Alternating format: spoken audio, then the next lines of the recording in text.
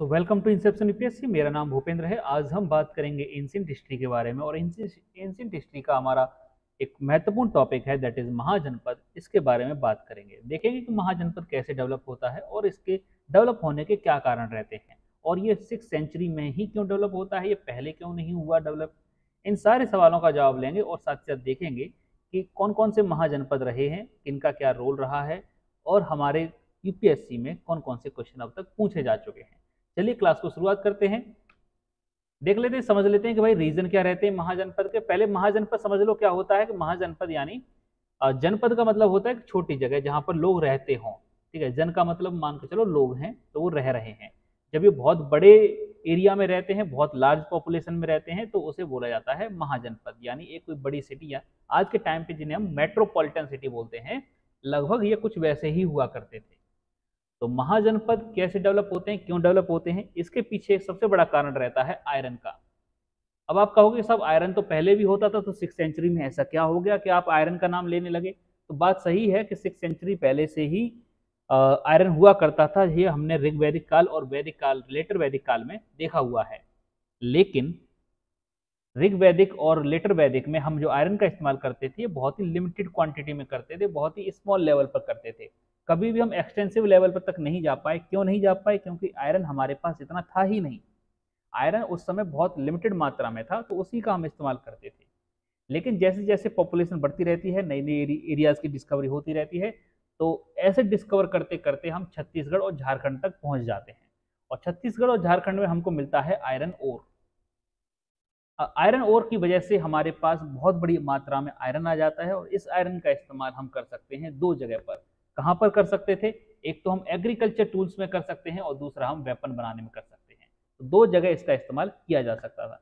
अगर agriculture tools में हम इसका इस्तेमाल करते हैं तो हम क्या कर सकते हैं कि ज़्यादा से ज़्यादा कल्टीवेशन कर सकते हैं। तो जब ज़्यादा कल्टीवेशन करेंगे तो इससे हमारे पास फूड सरप्लस डेवलप होगा, हमारे पास एक्स्ट्रा भोजन रहेगा। और जब फूड सरप्लस ज़्यादा हो जाएगा तो हम क्या कर सकते हैं, अपनी आर्मी को भी खाना खिला सकते हैं। एक स्टैंडिंग आर्मी भी बनाई जा सकती है। तो स्टैंडिंग आर्मी भी हमने बना ली। तो ये कारण था कि जब एग्रीकल्चर टूल डेवलप हुआ तो ये दोनों चीज़ें ऑटोमेटिकली बाई प्रोडक्ट हमको देखने को मिल जाती हैं, यानी फूड सरप्लस और स्टैंडिंग आर्मी। हाँ, अगर फिर भी हमारे पास फूड सरप्लस रहता है तो इससे हम क्या कर सकते हैं, ट्रेड कर सकते हैं। तो इससे हमने ट्रेड भी किया। लेकिन एग्रीकल्चर टूल्स में सबसे ज़्यादा इंपोर्टेंट था एक्स। अब ये क्यों कुल्हाड़ी इंपोर्टेंट थी? क्यों? कुल्हाड़ी की वजह से हम क्या कर सकते थे, जो डीप फॉरेस्ट थे, जो घने फॉरेस्ट थे, जिन्हें हम और मेटल्स की मदद से यानी कॉपर की मदद से, सिल्वर की मदद से नहीं काट सकते थे, वो हम आयरन की मदद से काट सकते थे। इससे क्या होगा? इससे होगा ये कि हमारे पास जो एग्रीकल्चर लैंड है ये और ज़्यादा बढ़ जाएगा। अब तक हम जो एग्रीकल्चर करते थे वो मोस्टली हम रिवर्स के किनारे या रिवर बेड्स पर ही करते थे, क्योंकि वहाँ पर हमें डीप फॉरेस्ट देखने को नहीं मिलते हैं, बड़े बड़े पेड़ देखने को नहीं मिलते हैं। इसलिए हम ज़्यादातर कन्फाइंड रहते थे रिवर साइड में ही। तो आप देखेंगे कि जितने भी हमको शहर डेवलप होते हुए दिखाई देते हैं वो सब किसी न किसी नदी के किनारे दिखाई देते हैं। चाहे वो हड़प्पन सिविलाइजेशन में हो, चाहे वो वैदिक काल में हो, या महाजनपद में हो, या इसके बाद भी। आज भी अगर देखोगे, जैसे दिल्ली है, आगरा है, मथुरा है, लखनऊ है, इलाहाबाद है, बनारस है, ये सब आपको एक नदी के किनारे देखने को मिलते हैं। ये ट्रेंड आज भी जारी है। ठीक है, तो एक्स की मदद से हम क्या कर सकते थे, कल्चर जो कल्टीवेशन एरिया है उसे हम बढ़ा सकते थे। वेपन्स की मदद से क्या कर सकते हैं, वेपन्स बेसिकली बनाए दो कामों के लिए जाते हैं, एक तो सेल्फ डिफेंस के लिए और दूसरा किसी पर अटैक करने के लिए। सेल्फ डिफेंस करना जरूरी था, ये ट्राइबल सोसाइटी में भी जरूरी था, तो इसलिए करना भी था। साथ ही साथ वेपन्स की मदद से जो हमारे पास एग्रीकल्चर लैंड है इसको हम डिफेंड कर सकते हैं। ठीक है, अगर कभी ऐसा पॉसिबल हो जाता है कि हमारा जो पड़ोसी है, हमारा जो नेबर है, ये कमज़ोर है या इसके एरिया को हम कब्जे में ले सकते हैं, तो बिल्कुल राजाओं ने इसका इस्तेमाल भी किया है। दूसरे के एरिया पर भी इन्होंने कब्जा किया है ताकि खुद को ही एक्सपेंड कर सकें। और एक्सपेंड करने का मतलब ये हो गया कि ज़्यादा से ज़्यादा एरिया अपने कब्जे में लेना। हालांकि 6th सेंचुरी पहले से या कुछ समय पहले तक ऐसा नहीं था, लैंड को बहुत ज़्यादा तवज्जो नहीं दी जाती थी। उस समय जो वेल्थ मानी जाती थी वो गाय मानी जाती थी, यानी कैटल्स माने जाते थे। लेकिन एग्रीकल्चर की वजह से अब जो लैंड है इसकी कीमत बढ़ जाती है, इसकी इंपोर्टेंस ज़्यादा बढ़ जाती है। तो अब हम टेरिटोरियल कब्जा करना शुरू कर देते हैं, बजाय किसी की गाय भैंस चुरा के लाएं। ठीक है, तो टेरिटरी पे कब्जा यहाँ से होना शुरू हो जाता है। अब टेरिटरी पे कब्जा होने की वजह से हम क्या करते हैं, परमानेंट सेटलमेंट की तरफ भी मूव करना शुरू कर देते हैं। पहले हम ट्राइब्स होते थे तो क्या करते थे, कहीं भी मूव कर सकते थे, किसी भी जंगल में जा सकते थे, कहीं पर भी मूव कर सकते थे, हमारा कोई टेरिटरी से ज्यादा लिंक था नहीं। लेकिन जब हम टेरिटरी से लिंक होने लगे तो फिर अब हमारे लिए मूव करना मुश्किल हो गया, अब मूव नहीं कर सकते जब चाहे तब। तो इसलिए टेरिटरी एक बड़ा इंपॉर्टेंट टर्म बन जाती है, बहुत जरूरी चीज बन जाती है। मैंने बताया था कि एग्रीकल्चर डेवलप होगा तो क्या होगा, आपकी इकोनॉमी भी डेवलप होगी। इकोनॉमी मतलब ट्रेड एंड कॉमर्स, सबसे इंपॉर्टेंट टॉपिक है। अगर आपसे कोई पूछ ले कि भाई ये बताइए कि 6th सेंचुरी में ही क्यों ये डेवलप होना शुरू होते हैं, तो आप बताएंगे आयरन की वजह से ट्रेड एंड कॉमर्स फ्लरिश होता है, क्योंकि हमारे पास सरप्लस प्रोडक्शन होना शुरू हो जाता है। जब हम ट्रेड एंड कॉमर्स करते हैं तो इससे वेल्थ जनरेट होती है। अब इस वेल्थ को हम कैटल्स के फॉर्म में नहीं रख सकते, इस वेल्थ को हम गाय भैंसों के फॉर्म में नहीं रख सकते। तो हमने क्या किया, एक नया सिस्टम डेवलप किया, दैट इज कॉइन सिस्टम। हालांकि कॉइन सिस्टम जैसा पहले भी हुआ करता था, लेकिन अब हमारा ये कॉइन सिस्टम ही ज्यादा प्यूरिफाई हो जाता है। तो पंच मार्क कॉइन, ठीक है, पंच मार्क कॉइन अब हमें यहाँ से देखने को मिल जाते हैं। तो अब जो वेल्थ है ये हमारी कॉइन्स में स्टोर होती है बजाय कैटल्स में। तो धीरे धीरे देखते हैं कि कैटल्स का जो इंपोर्टेंस ये कम होना शुरू हो जाता है। जो धरती है, धरती को माता और धरती को ज्यादा इंपॉर्टेंट मिलना शुरू हो जाती है। ठीक है, अब क्योंकि पूरी वेल्थ सिस्टम हमारी कॉइन में डेवलप होना शुरू हो जाती है, तो टैक्स कैसे लिया है, तो टैक्स के लिए एक प्रॉपर सिस्टम डेवलप शुरू होता है। इससे पहले टैक्सेशन का कोई प्रॉपर सिस्टम नहीं होता था, सबकी अपनी अपनी मर्जी थी, जिसका मन हो गया तो वो दान कर देता था राजा को, और राजा उसी से काम चलाता था। तो यहाँ से मोनार्किकल पावर भी स्ट्रांग होना शुरू होती है, और जो रिपब्लिकन पावर है वो कमजोर होना शुरू होती है। इसके बारे में हम आगे बात करेंगे।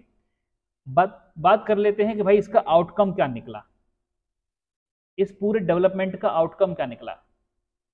तो डेवलपमेंट ये निकलता है कि हम ट्राइबल आइडेंटिटी कम होना शुरू हो जाती है और टेरिटोरियल आइडेंटिटी बढ़ना शुरू हो जाती है। पहले वो व्यक्ति था वो ट्राइब से जाना जाता था, जैसे हमें याद हो, जैसे कुरु ट्राइब, ठीक है, कुरु ट्राइब, तो कुरु वंश से आए थे। तो ये महाभारत में जितने भी कौरव पांडव थे ये कुरु वंश के थे। तो यहाँ पे इनका जो ट्राइब आइडेंटिटी है ये इंपॉर्टेंट हुआ करती थी। अब ये टेरिटोरियल आइडेंटिटी हो गई, यानी आप कहाँ से बिलोंग करते हैं, मगध से बिलोंग करते हैं, ना कि आप किसी टेरिटरी से बिलोंग करते हैं। आप काशी से बिलोंग करते हैं या आप पांचाल से बिलोंग करते हैं, तो ये टेरिटरी आइडेंटिटी बन जाती है। अब क्योंकि हमारे पास प्रोडक्शन बहुत ज़्यादा नहीं होता था, फूड सरप्लस ज़्यादा नहीं होता था, तो बड़ी पॉपुलेशन को सस्टेन करना मुश्किल था। लेकिन एग्रीकल्चर आने के साथ ही हम क्या कर सकते हैं, एक लार्ज पॉपुलेशन को भी सस्टेन कर सकते हैं। तो यहाँ से पॉपुलेशन इंक्रीज करना शुरू होती है, और जब पॉपुलेशन इंक्रीज करती है तो जाहिर सी बात है इनकी डिमांड भी बढ़ती है, तो हमें एरिया भी एक्सपेंड करना पड़ेगा। अब नई इकोनॉमी की वजह से, नए ट्रेड एंड कॉमर्स की वजह से, इस ट्रेड एंड कॉमर्स को सस्टेन करने के लिए नए नए टाउन्स डेवलप होना शुरू होते हैं, जैसे चंपा, राजगृह, अयोध्या, कौशाम्बी, काशी, ये सारे ट्रेड सेंटर हैं, मथुरा, उज्जैन, ये सारे के सारे ट्रेड सेंटर थे। ठीक है, तो ये डेवलप होना यहाँ पे शुरू होते हैं। अब इस डेवलपमेंट की वजह से जो हमारे वर्णा सिस्टम में 4 वर्ण दे रखे हैं, दैट इज ब्राह्मण, क्षत्रिय, वैश्य और शूद्र, ठीक है, ये 4 जो वर्ण दे रखे हैं, इनमें से सबसे ज्यादा जो पावरफुल वर्ण हुआ करता था वो ब्राह्मण होता था, और सेकंड मोस्ट पावरफुल होता था वो क्षत्रिय होता था। क्योंकि ब्राह्मण और रिचुअल कंडक्ट करते थे, साथ ही साथ इनके पास नॉलेज का भंडार होता था। क्षत्रिय इसको डिफेंड करते थे और ये राज करते थे, एक वॉरियर क्लास होती थी। अब इन दोनों वर्णों को सस्टेन करने की जिम्मेदारी वैश्यों के ऊपर होती थी, यानी ये कमाते थे और इन दोनों क्लासेस को सस्टेन करते थे। और शूद्र का काम होता था कि ऊपर की तीनों क्लासेस को क्या करना है, अपनी जो भी सेवाएं हैं, जो भी सर्विसेज हैं वो प्रोवाइड करानी है। लेकिन हम ये देखते हैं कि महाजनपद आने के बाद, नई इकोनॉमी डेवलप होने के बाद, जो वैश्य क्लास है इसके हाथ में बहुत ज़्यादा वेल्थ आ जाता है, बहुत ज़्यादा पैसा आ जाता है। जब इनके पास बहुत ज़्यादा पैसा आ जाता है तो ये भी बोलते हैं कि अब हमको भी चाहिए फुल इज्जत, ठीक है, अब हमको भी बराबरी का सम्मान चाहिए। तो वैसे ब्राह्मणिकल सेटअप से नाराज होते हैं। क्यों नाराज होते हैं? क्योंकि एक तो इन्हें थर्ड पोजीशन पे रखा गया है, दूसरा जो ब्राह्मणिकल सेटअप है ये सेक्रीफाइस की बात करता है। जो हमारे वेद हैं ये सेक्रीफाइस की बात करते हैं। और सेक्रीफाइस सिर्फ वेल्थ का नहीं था, इसमें सेक्रीफाइस कैटल्स का भी शामिल था। तो रिलीजियस रिचुअल्स की वजह से कैटल्स को कई बार सेक्रीफाइस भी किया जाता था, और नई जो इकोनॉमी थी, नई जो एग्रीकल्चर थी, उसमें हमें कैटल्स की जरूरत थी। क्यों जरूरत थी? क्योंकि हमें एग्रीकल्चर को फ्लरिश करना था, और एग्रीकल्चर में जो हल चलते हैं और ये एडिशनल काम किए जाते हैं, ये हम कैटल्स की मदद से ही कर सकते थे। तो ब्राह्मणिकल सेटअप कैटल्स को मार रहा था, और ये वैश्य चाहते थे ये कैटल्स बचे रहें, इसलिए नए रिलीजन्स का डेवलपमेंट होना शुरू होता है, जिन्हें हम जानते हैं बुद्धिज्म के नाम से और जैनिज्म के नाम से।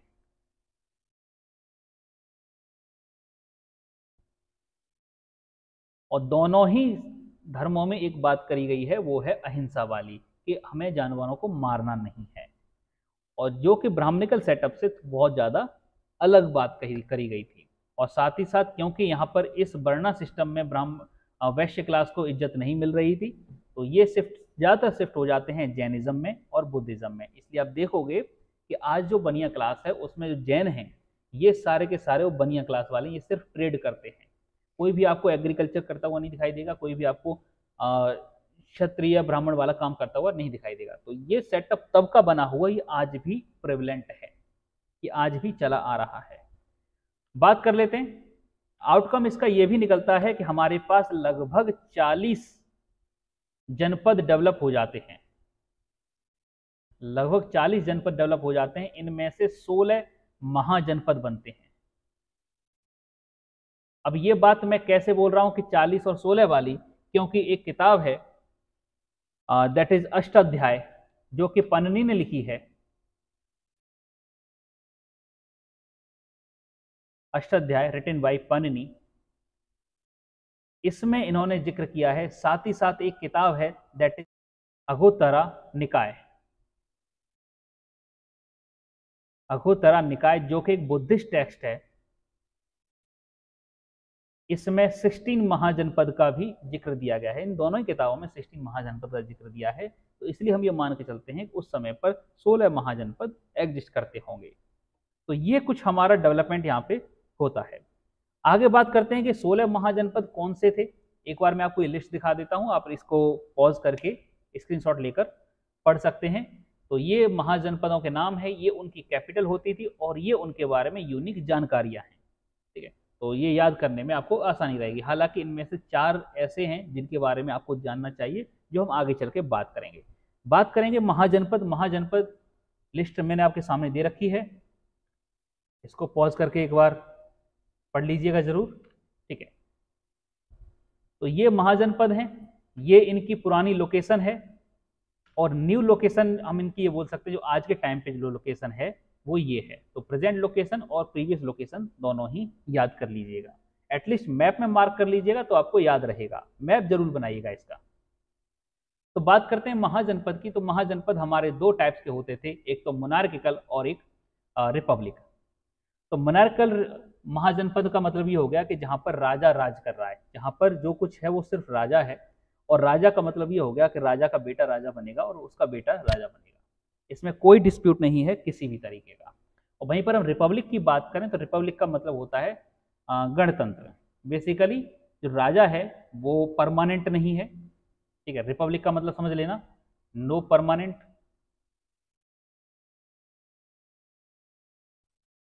किसी को भी चुना जा सकता है। क्योंकि परमानेंट नहीं है तो इसका मतलब ये हो गया कि इसका जो बेटा है ये राजा नहीं बनेगा, बल्कि जो आपस में लोग हैं ये तय करेंगे कि उनका जो किंग होना चाहिए वो कौन होगा। इसे बोला जाता था रिपब्लिक। आज के टाइम में बात करें तो रिपब्लिक होने का मतलब अलग है, और महाजनपद के टाइम में रिपब्लिक होने का मतलब अलग है। आज के टाइम में जो प्रेसिडेंट हैं ये रिपब्लिक माने जाते हैं, और इनको चुना जाता है आम जनता द्वारा बाई इनडायरेक्ट वोट। लेकिन रिपब्लिक की बात करें तो इसमें क्लैंस आपस में चुनते थे। जो ट्राइबल सोसाइटीज थी, जो क्लैन हुआ करते थे, वो आपस में चुना करते थे, यानी आम जनता का इससे कोई लेना देना नहीं होता था। हाँ, लेकिन फिर भी ये ज़्यादा लिबरल था इन कंपैरिजन टू मोनार्किकल। ठीक है, तो इनमें 3 रिपब्लिक स्टेट हुए हैं, दैट इज बज्जी, शक और मल्ला। ठीक है, 3 रिपब्लिकन स्टेट हुए हैं। अब तीनों ही हमको मिल जाते हैं फुट हिल्स पर, हिमालयंस के फुट हिल्स पर।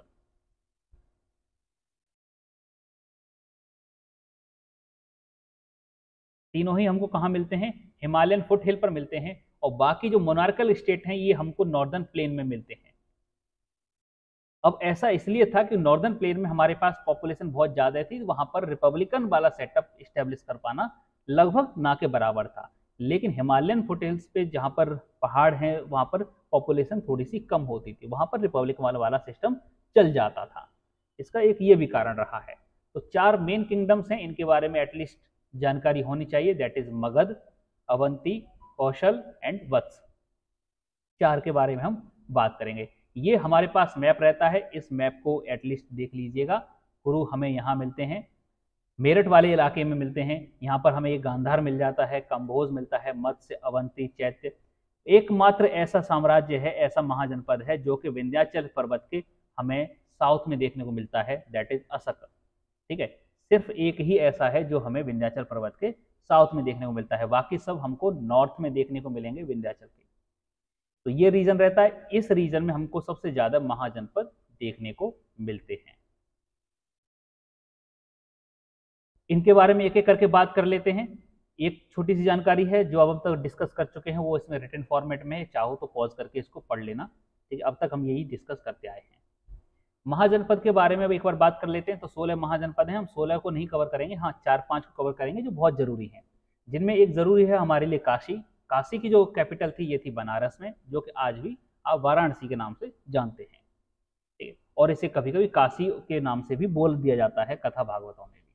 ठीक है, तो ये प्रोबेबली ऐसा माना जाता है कि ये पहला महाजनपद है जो बहुत पावरफुल हुआ। स्टार्टिंग इसका जो फेज था काशी का, ये पावरफुल के साथ होता है, लेकिन फिर धीरे धीरे इनकी पावर कम होती जाती है, और खास करके और कम हो जाती है जब तक बिंबिसार और अजातशत्रु का समय आता है तब तक। मेजर टाउन था 450 के आसपास ये डेवलप होना शुरू होता है। क्यों फेमस था? मैंने कहा था आपसे कि ज्यादातर ये ट्रेड एंड कॉमर्स के लिए फेमस हुए हैं।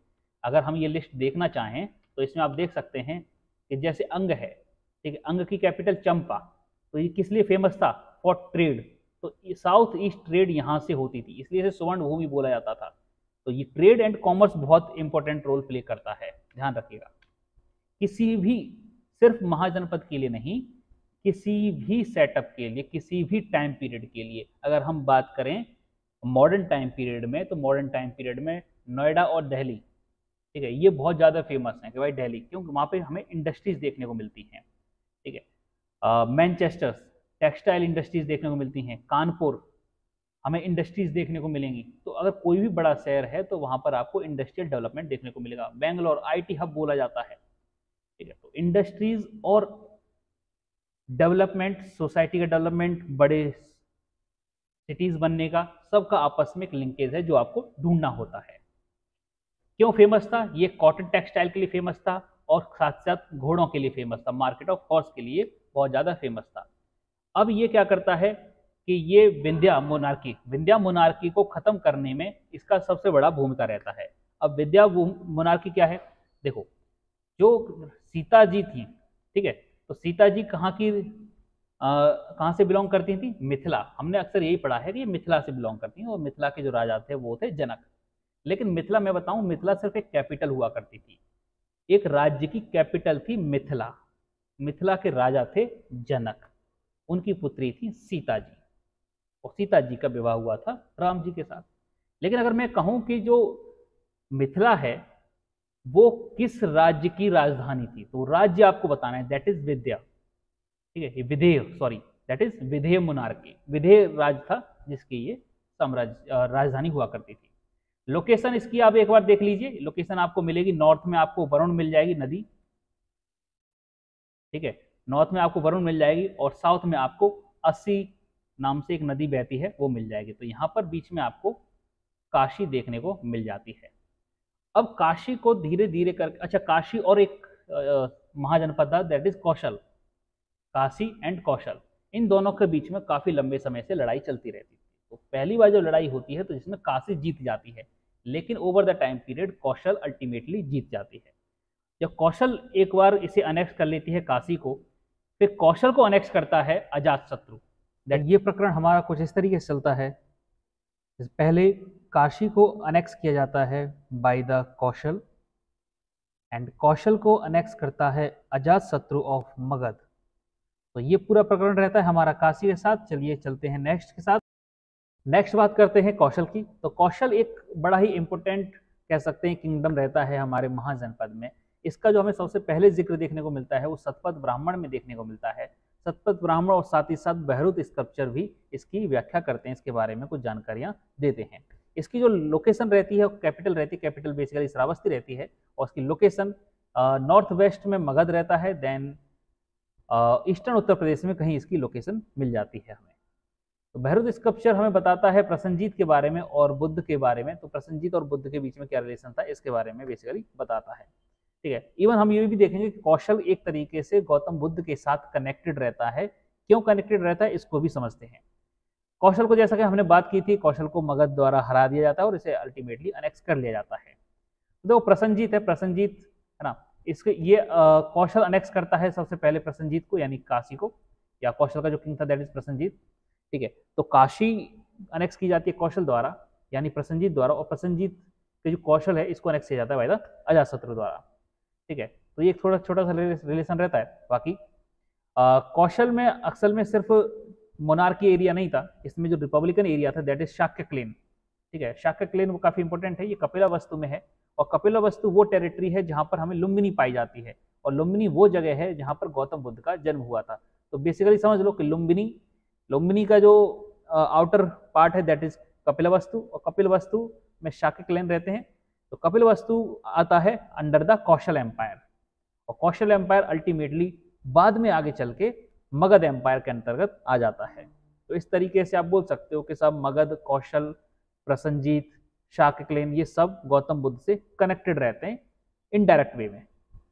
चलिए, कौशल के बाद हम बात करते हैं मगध की, क्योंकि सबसे पावरफुल किंगडम हमारा मगध ही है, और इसका पावरफुल होने के पीछे अपने अपने कारण हैं, उन कारणों पर बाद में जाएंगे। पहले समझ लेते हैं कि भाई उस समय का जो पॉलिटिकल स्ट्रक्चर था वो क्या कहता था। तो उस समय पर 4 मेजर किंगडम हुआ करते थे, जो major powerful events, sorry 4 major powerful centre 4 powerful centre point हुआ करते थे, that is Magadh, Avanti, Kaushal and Vaishali. तो ये 4 हमारे पास 4 किंगडम होते थे जो उस समय के पावरफुल होते थे, और यही सारा रोल प्ले कर रहे थे। तो इतना हमें मालूम है कि मगध को हमें सुपर पावर बनाना है तो एक बार कौशल को भी हराना पड़ेगा, अवंती को भी हराना पड़ेगा, वैशाली को भी हराना पड़ेगा, तभी मगध सुपर पावर बन सकता है इंडिया के अंदर। तो ये सारा काम होता भी है। इसके होने के पीछे का कारण क्या है, वो है बिंबिसार। बिंबिसार मगध का एक बहुत जाना माना और समझदार राजा माना जाता है। अशोक भी हालांकि मगध के एक जाने माने और समझदार राजा माने जाते हैं। दूसरे नंबर पर हम ये बोल सकते हैं कि बिंबिसार दूसरे नंबर पर आते होंगे। अब ये समझदार क्यों हैं, इसके पीछे कारण है कि एक तो ये अच्छे राजा थे, दूसरी बात इन्होंने अपनी एक्सपेंशन की पॉलिसी को रोका नहीं, एक्सपेंड करते गए, लेकिन एक्सपेंड करने का तरीका इनका अलग था, थोड़ा हटके था। ऐसा नहीं था कि भाई चलो इस पे कब्जा करना है तो उठा के तलवार चल दिए और जाके कब्जा कर लिया, नहीं। ये कुछ अपनी पॉलिसी अपनाते थे। क्या पॉलिसी हुआ करती थी, शादी कर लो। अगर उनको लगा कि भाई सामने वाले राज्य में जो राजकुमारी है ये काफ़ी खूबसूरत है और बिना लड़े ही काम चल सकता है, तो ये शादी कर लेते थे। ठीक है, एक तो मैरिज अलायंस था, दूसरा फ्रेंडशिप, लगा कि भाई ये बंदा ठीक है तो इसके साथ दोस्ती कर लेते हैं, दोस्ती कर ली। फिर लगा कि भाई अगर दोनों ही चीज़ों से काम नहीं बन रहा देन अल्टीमेटली लास्ट ऑप्शन पर रखते थे वॉर। तो वॉर इनके लिए लास्ट ऑप्शन होता था। हालांकि तीनों ही ऑप्शंस का इन्होंने अपनी लाइफ में भरपूर इस्तेमाल किया है, और सबसे ज़्यादा इस्तेमाल किया है वो मैरिज अलायंस का किया है। तो इनको शादी करने का बड़ा चस्का चढ़ा था कि चलो भाई शादी कर लेते हैं, जहाँ जाते थे वहाँ एक नई शादी करके ले आते थे। तो मेजरली इनकी जो 3 रानियां हुआ करती थी बिंबिसार की, दैट इज महाकौशल देवी, चैलाना और खेमा। अब जो महाकौशल देवी है तो इनके नाम में ही कौशल आता है, तो समझ जाओ ये कहाँ से थी, कौशल एम्पायर से थी, ठीक, कौशल किंगडम से थी। और कौशल किंगडम का राजा कौन था, दैट इज प्रसन्नजीत। तो बेसिकली प्रसन्नजीत क्या हो गया, प्रसन्नजीत हो गए साले और ये बिंबिसार हो गए इनके जीजा जी। ठीक है, अब इन्होंने शादी कर ली चैलाना से। चैलाना कहाँ की थी, ये थी वैशाली की, और वैशाली का राजा कौन था, चेतक। ठीक है, चेतक राजा था। ठीक है, लिच्छवी कैपिटल हुआ करती थी बेसिकली। तीसरी शादी की इन्होंने खेमा से, दैट इज ये कहाँ से थी, मद्रज से थी, और मद्र किंग कहाँ है, मद्र डायनेस्टी कहाँ हुआ करती थी, ये बेसिकली पंजाब में होती थी,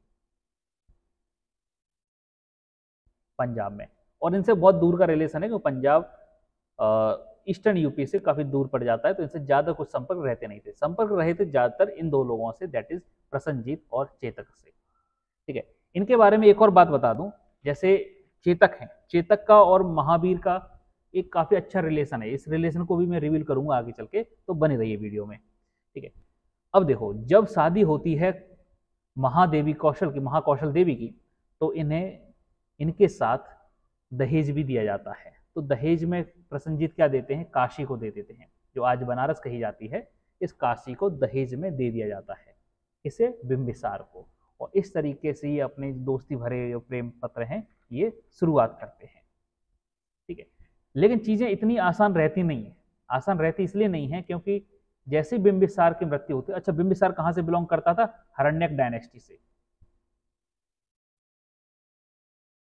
हरण्यक डायनेस्टी से ये बिलोंग करता था।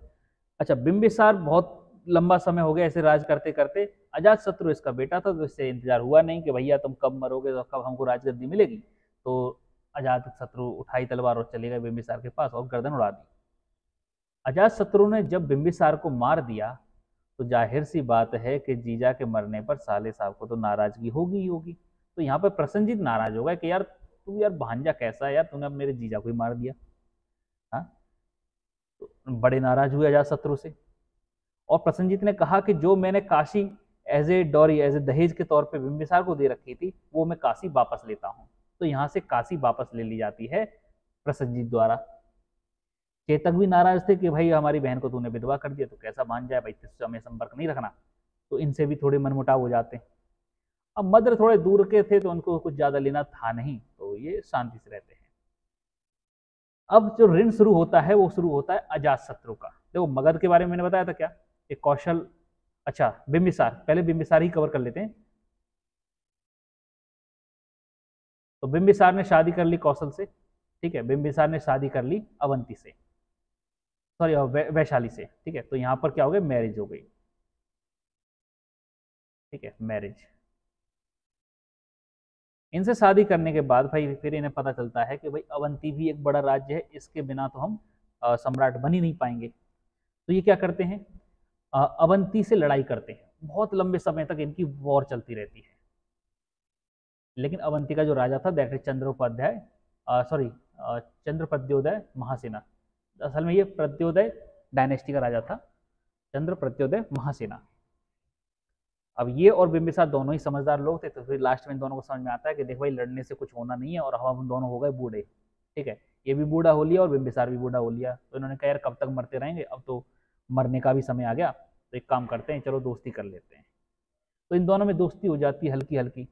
लेकिन गहरी दोस्ती तब होती है कि जब इस महासेना को जॉन्डिस हो जाता है बुढ़ापे में। जब इसे जॉन्डिस हो जाता है तो बिंबिसार क्या करते हैं, अपना एक पर्सनल इनका डॉक्टर होता है जिसे बोला जाता था जीविका। ठीक है, तो इसे भेजते हैं कि भाई तू जा और मेरे दोस्त का इलाज कर जाके। इलाज किया जाता है, ये बड़े खुश होते हैं कि भाई मैं तो ठीक हो गया, मेरा दोस्त बहुत बढ़िया। तो जीविका के द्वारा जो इलाज किया जाता है, इससे दोस्ती और गहरी हो जाती है।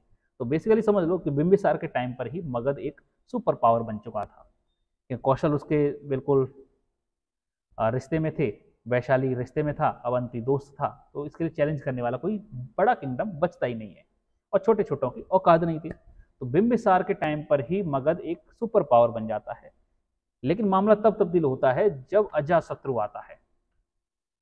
अजातशत्रु क्या करता है, अजातशत्रु जैसा कि मैंने आपको बताया था कि प्रसन्नजीत नाराज हो जाते हैं और चेतक नाराज हो जाते हैं। तो ये दोनों क्या करते हैं, अच्छा प्रसन्नजीत क्या करते हैं, काशी को वापस ले लेते हैं जो दहेज में लिया था। अब अजातशत्रु नाराज, क्या तुमने हमसे हमारा राज्य कैसे छीन लिया, ठीक है, जो तुमने दहेज में दिया था वो तो हमारी प्रॉपर्टी हुई, तुम कैसे छीन सकते हो। अजातशत्रु आओ ना देखता है ना ताओ, सीधा तलवार लेके पहुंच जाता है अपने मामा के यहाँ। अच्छा, बेसिकली अजातशत्रु है, अजातशत्रु बेटा था बिंबिसार और चैलाना का। ठीक है, बिंबिसार और चैलाना का बेटा था। तो ये डायरेक्ट मामा भी नहीं लगे, तो ज्यादा कुछ रहम करता भी नहीं अजातशत्रु, सीधा पहुंच जाता है तलवार लेके प्रसन्नजीत के पास। बोलता है कि भाई ऐसा है कि हार मान लो, नहीं तो अपनी गर्दन देने को तैयार हो जाओ। प्रसन्नजीत फिर लास्ट में बोलते हैं कि सॉरी सर गलती हो गई, है ना, तो हम तो थोड़े से ज़्यादा ताव में आ गए थे, हमको लगा कि यार तुमने हमारे जीजा को मार दिया, तो फिर हम थोड़ा नाराज हो गए थे, बाकी ऐसा कुछ है नहीं, हमारे मन बिल्कुल साफ है। तो अजातशत्रु बोलता है कि देखिए मन फन साफ है वो ठीक है, लेकिन इसकी भरपाई करनी पड़ेगी। तो प्रसन्नजीत बोलते हैं भरपाई कैसे की जाए? तो काशी दोबारा से दे दी जाती है मगध को, यानी अजातशत्रु को। और प्रसन्नजीत की डॉटर होती है, दैट इज विजिरा, इसकी शादी कर दी जाती है अजातशत्रु के साथ, और काशी फिर से दहेज के तौर पर मगध को दे दी जाती है, फिर से मगध को दे दी जाती है। अब बात आती है कि चलो यहां से तो अकाउंट सेटल हो गया, ठीक है, प्रसन्नजीत ने सरेंडर कर ही दिया। अब बचे चेतक, वैशाली। अब वैशाली सरेंडर करने को तैयार नहीं है। तो अजातशत्रु और चेतक की लड़ाई चलती है लगभग ये कह सकते हैं हम 16 साल तक ये दोनों लड़ते ही रहते हैं। ये इतने मतलब मगन हो जाते हैं लड़ने में कि 16 साल बीत जाते हैं लड़ते लड़ते लड़ते लड़ते। फिर लास्ट में जाकर इनको समझ में आता है कि नहीं यार अब लड़ने से बहुत हो गया, और लास्ट में जाकर वैशाली सरेंडर कर देता है। तो इस तरीके से वैशाली भी शांत हो जाता है। अब कौन सा बचा? अवंती। मैंने बताया था यही पावरफुल किंगडम थे अवंती। अब अवंती बिंबिसार का दोस्त था, लेकिन दोस्त की हत्या हो गई तो अजातशत्रु दुश्मन हो गया। तो ऐसे में अजातशत्रु के साथ अवंती की काफी गर्मा गर्मी चलती रहती है, और अजातशत्रु पूरी जिंदगी लगा देता है अवंती के साथ लड़ाई की तैयारी करने में। हालांकि लड़ाई कभी हो नहीं पाती है, लेकिन तैयारी पूरी की जाती है। ठीक है, अजातशत्रु के जाने के बाद उदयन आता है, उदयन के जाने के बाद शिशुंग आता है, और शिशुंग अल्टीमेटली अवंती को हराता है। बहुत बाद की बात है, अवंती बहुत बाद में जाके हारती है, लेकिन हारती जरूर है। और फिर से हम ये कह सकते हैं कि मगध अनचैलेंज एम्पायर बन जाता है। ठीक, तो अजातशत्रु के दो मिनिस्टर थे, दैट इज सुनिधा एंड वत्सकार। तो ये दो मिनिस्टर थे। इसने दो स्ट्रेटजी और डेवलप कर रखी थी लड़ाई के लिए। अगर किसी ने बाहुबली मूवी देखी हो तो फिर इनसे पहचान सकते हो, दैट इज महाशिलकंटका एंड रथमुशला। ठीक है, ये करके एक दो टेक्निक्स हैं। ठीक है, महाशिलकंटिका क्या बोलती है कि एक बड़ा सा पत्थर लेना है और ऐसी कुछ मशीन बनानी है जो पत्थर उठा के फेंके, है ना। आजकल वो कश्मीर में वो छोटी मशीनें काम करती हैं, लेकिन इस समय पे ये बड़ी मशीन हुआ करती थी पत्थर फेंकने वाली। ठीक, दूसरा ये था कि रथ के आगे एक ब्लेड लगा दो, जो कि आपने बाहुबली मूवी में दोनों ही का इस्तेमाल होते हुए देखा है। तो ब्लेड चलेगा तो एक चक्कर काटेगा और गर्दन काटता रहेगा, और ये रथ आगे बढ़ता रहेगा। ये दो नई टेक्निक्स का आविष्कार कर रखा था अजातशत्रु ने। तो ये एक एज प्रोवाइड करा देता था वॉर के दौरान। ठीक है, एक और मैं कहूंगा कि इसी टाइम पीरियड में बिंबिसार वाले टाइम पीरियड में एक और राज्य हुआ करता था, अंग। मैंने आपसे कहा था कि बिंबिसार ने तीनों पॉलिसीज का इस्तेमाल किया था। एक तो मैरिज वाली पॉलिसी, फिर ये फ्रेंडशिप वाली पॉलिसी, ठीक है, और वॉर की थी अंग के साथ। तो वॉर वाली पॉलिसी अंग के साथ इस्तेमाल करता है। तो और भी छोटे छोटे राज्य थे वो इसने कब्जे में ले रखे थे। तो ये कुछ मगध के साथ होता है। तो मगध फिर से हम बोल सकते हैं कि अवंती के साथ तैयारी चलती रहती है। अजातशत्रु के टाइम पे यहाँ पे मैरिज अलायंस हो जाती है, और यहाँ पे हो जाता है वॉर यानी सरेंडर। तो फिर से हम बोल सकते हैं कि मगध अनडिस्प्यूटेड लीडर बन जाता है। चलिए, अब मैंने आपसे कहा था कि मैंने बिंबिसार और महावीर स्वामी, ठीक है, इनके बीच में एक रिलेशन है। ठीक है, इनके बीच में एक रिलेशन है, वो मैं आपको बताऊंगा। रिलेशन ये है, देखो, ये जो चैलाना है, ठीक है, चैलाना, और इनके भाई का नाम क्या था? चेतक। चेतक की असल में दो बहनें थी, एक तो चैलाना और दूसरी थी त्रिशला। ठीक है, तो चेतक की दो बहनें थी, चैलाना और त्रिशला। चैलाना का विवाह होता है बिंबिसार के साथ, और त्रिशला का विवाह होता है महावीर स्वामी के साथ। ठीक है, तो ये महावीर के साथ इनकी विवाह हो जाता है। ठीक है, तो इस तरीके से हम ये बोल सकते हैं कि साहब जो बिंबिसार हैं और महावीर स्वामी हैं, ये दोनों ही क्या हैं? आपस में साड़ू भाई हो गए। ठीक है, तो अजातशत्रु के मौसा हो गए महावीर। अब देखो दोनों में अंतर देखना, महावीर जो अहिंसा की बात करते हैं और अजातशत्रु जो सिर्फ हिंसा की बात करता है, मतलब जमीन आसमान का अंतर दोनों में नजर आ जाता है। ठीक है, इन दोनों में ये नजर आ जाता है। चलिए फिर आगे की बात करते हैं। तो ये कुछ छोटी मोटी लड़ाइयाँ थी जो आपने देखी। मगध ही क्यों जीतता है, मगध की क्या स्पेशलिटी रहती है, मगध के पास क्या खासियतें रहती हैं, इसको समझो। तो मगध का जो पहला अपीयरेंस हमको अथर्ववेद में देखने को मिलता है। ठीक है, कहाँ पर देखने को मिलता है, अथर्ववेद में। तो इसकी लोकेशन अंग और वत्स के बीच में आती है। अंग हमारा ईस्ट में आता है, वत्स हमारा वेस्ट में आता है। वत्स बेसिकली इलाहाबाद वाला एरिया। तो आप ऐसे समझो, वत्स ये हो गया, ठीक है, यहाँ अंग हो गया और बीच में मगध हो गया। अब वत्स हमारा यानी इलाहाबाद और अंग हमारा आज के समय पे बिहार से थोड़ा सा ईस्टर्न साइड में चले आइए, बस वो एरिया हमारा अंग होता है। बाकी मैंने आपको इसी वीडियो में स्टार्टिंग में मैंने आपको एक मैप दे रखा है, उसको एक बार देख लीजिएगा। ठीक है, मगध हम ये बोल सकते हैं इसकी जो राजधानी थी, ये दो राजधानियां वो करती थी, एक तो पटना यानी ये पाटलिपुत्र और दूसरा गिरिवराज यानी गृहराज। दोनों ही इसकी बिहार में ही ये लोकेशन हुआ करती थी। अब मगध को प्रोटेक्शन मिली हुई थी, कहाँ कहाँ से प्रोटेक्शन मिली हुई थी, देखो नॉर्थ एंड वेस्ट में आपको रिवर गंगा और सोन मिल जाती थी, साउथ में विंध्याचल मिल जाते थे। ठीक है, ईस्ट में आपको चंपा रिवर मिल जाती तो इसकी तरफ से कह सकते हैं कि मगध एक ऐसी टेरिटरी बन गया था जहाँ पर चारों तरफ से प्रोटेक्शन मिली थी। नॉर्थ में हमें बेसिकली पता ही है कि साहब हिमालय की बाउंड्रीज मिल जाती हैं। ठीक है, नेपाल वाली बाउंड्रीज हमको देखने को मिल जाती है, तो वहाँ से भी पूरी सुरक्षा रहती ही रहती थी। हालांकि हम भी बोल सकते हैं कि मगध की शुरुआत बिंबिसार ने नहीं की थी, किसने की थी, बृहद्रथ ने की थी। लेकिन इसमें प्रोमिनेंट जो रूलर रहे हैं वो बिंबिसार और अजातशत्रु ही रहे हैं। अब सवाल आता है कि सब जो टेक्निक आप बता रहे थे कि सब पत्थर फेंकने वाली और रथ के आगे वो ब्लेड लगा के गला काटने वाली, ये तो हर कोई डेवलप कर सकता है। ठीक है, अब ये बताओ मगध की ही इतना पावरफुल क्यों बनता है, मगध ही सुपर पावर इंडिया में क्यों बनता है, मगध ही एम्पायर क्यों बनता है। तो इसके पीछे कई सारे रीजन रहते हैं। रीजन एक तो इसको रूलर बहुत तगड़े मिलते हैं, एम्बिशियस रूलर मिलते हैं। बिंबिसार रुकता ही नहीं है, अजातशत्रु ये तो किसी के रोके से नहीं रुकता। उदयन उतना पावरफुल नहीं था लेकिन हाँ ठीक था, अपना ठीक ठीक अपना इसने दाना पानी गुजर चला रहा था। देन शिशुंग, महापदनंदा, चंद्रगुप्त मौर्य, बिंदुसार, अशोक, ये वो प्रोमिनेंट रूलर रहे हैं जिन्होंने मगध को एक अनडिफिटेबल एम्पायर बना के रखा और इतना पावरफुल था कि ये कहा जाता था कि सब मगध के पास लगभग 80,000 विलेज थे, 80,000 विलेज।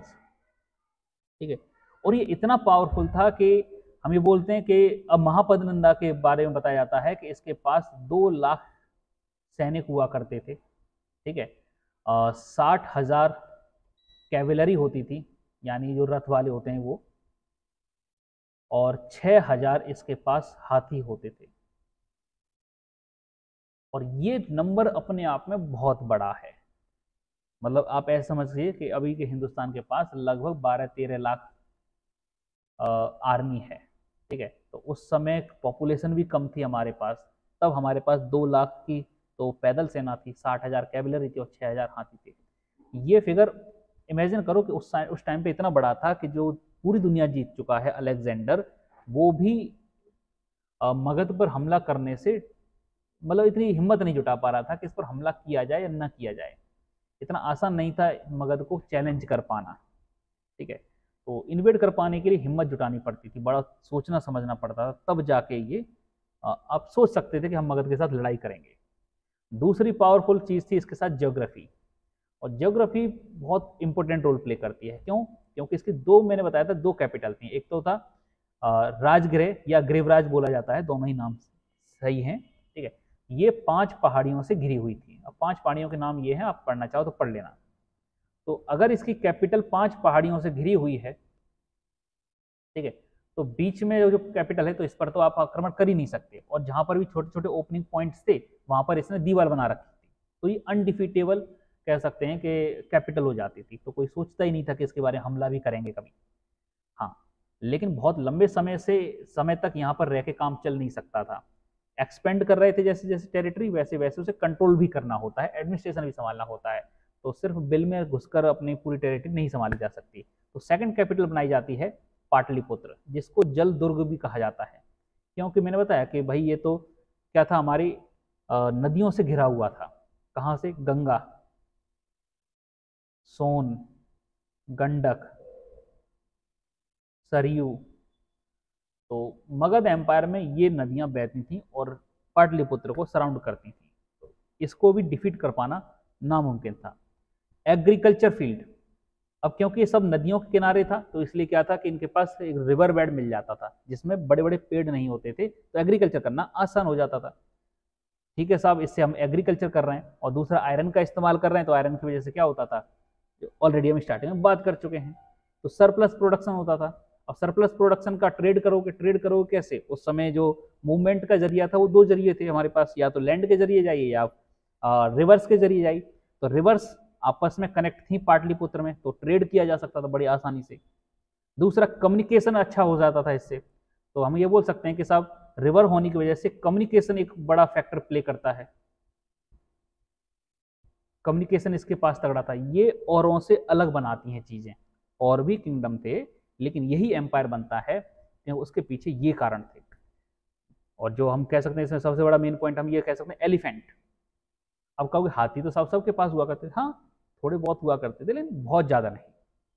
अब इसके पास एलिफेंट बहुत ज्यादा थे। क्यों? क्योंकि इसे ईस्टर्न पार्ट, इंडिया के ईस्टर्न पार्ट से, जहां पर बहुत बड़े बड़े जंगल हुआ करते थे, वहां से हाथियों की सप्लाई नॉन स्टॉप होती थी। एक आध मर गया, चल भाई दूसरा पकड़ लाते हैं। ठीक है, तो हाथियों की कमी नहीं हुई। ठीक है, तो और आयरन तो बेसिकली था ही। अच्छा, आयरन दो जगह पे ज्यादा हमको मिला था, एक तो उज्जैन में और दूसरा मगध में। उज्जैन कैपिटल थी किसकी? अवंती की। अवंती कैपिटल थी। ठीक है, और मगध, तो बेसिकली देखा जाए तो दो उस समय के बराबर के प्लेयर माने जाते थे, मगध और अवंती, बराबर के प्लेयर, कोई किसी से कम नहीं। उज्जैन सेंटर था आयरन को रिफाइन करने के लिए, उज्जैन सेंटर था आयरन की ट्रेड के लिए, तो ये भी एक ट्रेड सेंटर था। पाटलिपुत्र ट्रेड सेंटर बनता है। ये एक कारण रहते हैं जो औरों से ये अलग हो जाते हैं। अब तक जो भी मैंने बात की है तो सारी इंपॉर्टेंट थी, लेकिन एक जो मैंने इंपॉर्टेंट बात अभी तक नहीं की है वो ये है कि मगध पहला स्टेट था जिसके पास स्टैंडिंग आर्मी थी। स्टैंडिंग आर्मी, पहला स्टेट था जिसके पास स्टैंडिंग आर्मी थी। अब स्टैंडिंग आर्मी होने से होता यह है कि एक तो आपके पास वैसी आर्मी है जहां पर सभी लोग अपने अपने काम धंधे में लगे पड़े हैं, कोई लोहार है, कोई किसान है, कोई कुछ है। ठीक है, जब जरूरत पड़ी तो लड़ाई करने के लिए, हाँ भाई चलो कपड़े पहन लो, हथियार उठा लो और लड़ने चलते हैं। वो क्या है, अनट्रेन्ड है, ज्यादा उनके पास ट्रेनिंग है नहीं।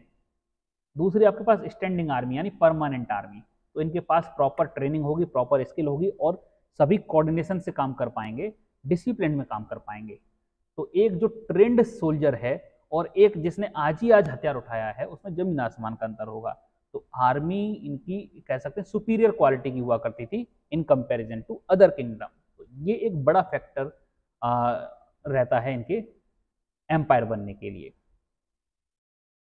चलिए, बाकी और जो लिस्ट हैं, छोटी छोटी बातें हैं, जैसे अंग के साथ हैं या वत्स के साथ हैं या अवंती गांधार, तो ये मैं आपको लिस्ट दे दूंगा। ये सारी आपको लिस्ट मिल जाएगी मेरे टेलीग्राम चैनल पे, तो टेलीग्राम चैनल से इसको डाउनलोड कर लीजिएगा।